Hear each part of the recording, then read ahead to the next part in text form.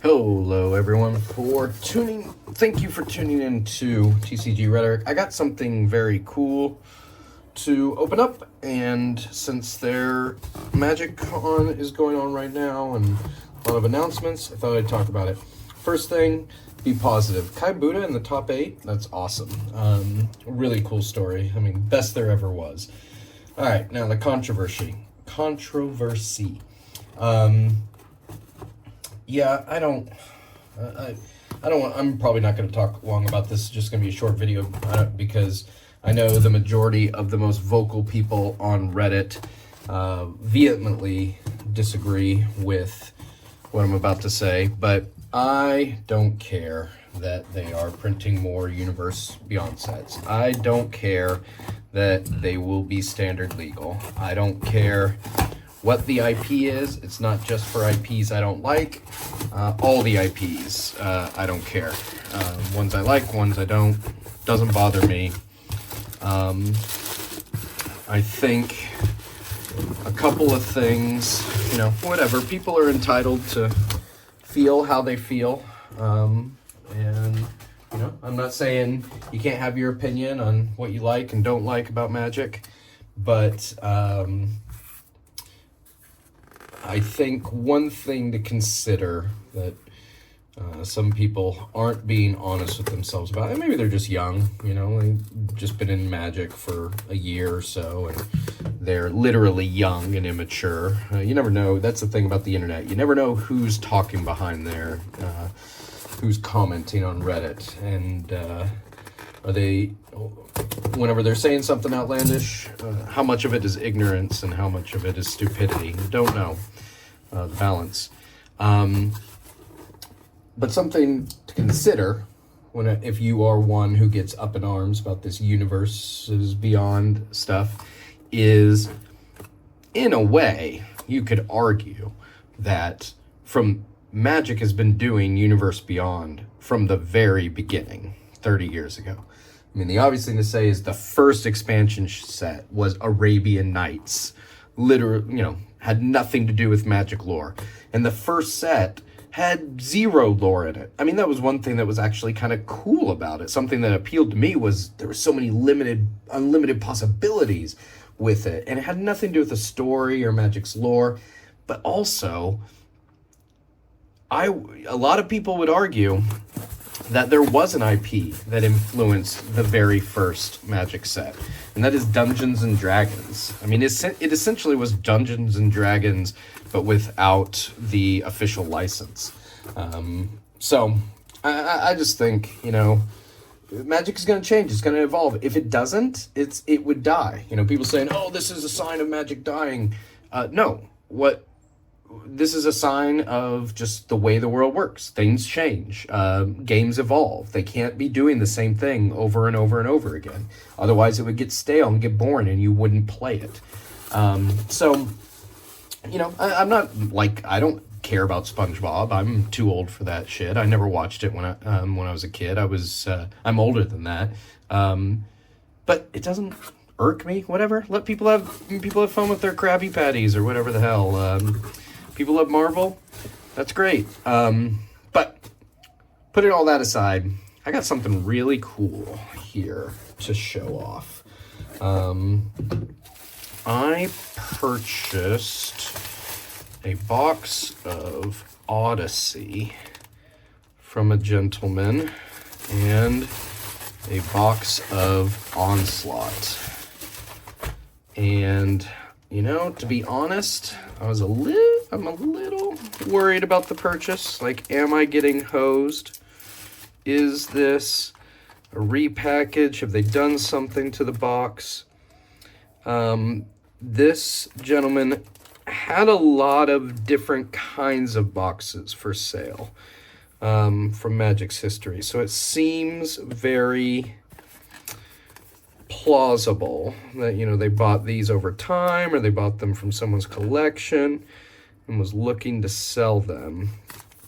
And there was a Nemesis box that did not have the Wizards. So they had lots of different ones. There was a Nemesis box that did not have the Wizards logo. And I messaged him about it and we talked about it. And he didn't beat around the bush or anything. When I said, hey, I don't see the Wizards logos on this, was this reopened? He just said, yeah, I think it was. But he bought it along from a seller anyways, at a discount. So, you know, he wasn't trying to lie to me. He was straightforward about that. So I didn't buy the Nemesis box because that was sus and I don't need it. But the Odyssey one looked legit. And so it's got a circle here. It looks a little small, but not a big deal. It's got the Wizards logo on it. Now I was a little worried because a lot of the Odyssey boxes have a rectangle Wizard logo on it, but I did find some examples of some that already had the like curved logo. So I don't think that's okay. Of course, it could be reshrink wrapped, but I mean, this does look like an old box. It's a little beat up a little bit. That tear is a little suspect. Why is there a tear there? But I guess over time, if it's pushed together like that, or if it's pushed, oh, sorry, the tear right there, pushed together like that could cause it. Made in Belgium. This box is sealed with shrink wrap bearing the official words. I think, I mean, it looks and feels pretty good. Now the other one here. And then here's, and then this one, my concern was, if you see, okay, see, now here's the deal. The Wizards logo is backwards. And man, that the side of here looks suspect.